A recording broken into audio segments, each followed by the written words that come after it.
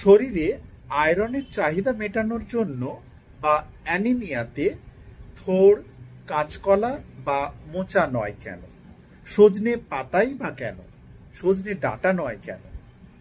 কাঁচকলা, থোড়, মোচা এদের মধ্যে থাকে নন হিম আয়রন, আর থাকে পলিফেনল এবং ফাইটেটস। পলিফেনল এবং ফাইটেটস আয়রন শোষণে বাধা দেয়। ভিটামিন সি এবং লেবু জাতীয় খাবার আয়রন শোষণে সাহায্য করে, কিন্তু তার পরিমাণ খুবই কম।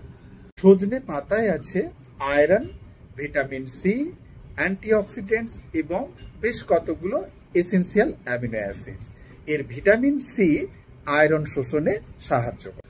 সজনে ডাঁটায় আয়রনের পরিমাণ কম, ডায়েটারি ফাইবারের পরিমাণ বেশি থাকে, তাই এটি হজমে সাহায্য করে।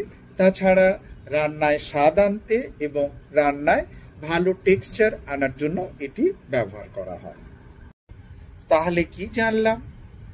কাঁচকলার আয়রন শোষণ হয় না, সজনে ডাঁটাতে আয়রনের পরিমাণ কম, কিন্তু সজনে পাতায় আয়রন এবং ভিটামিন সি একসাথে মিলে রক্তের স্বাস্থ্যের জন্য অত্যন্ত উপকারী।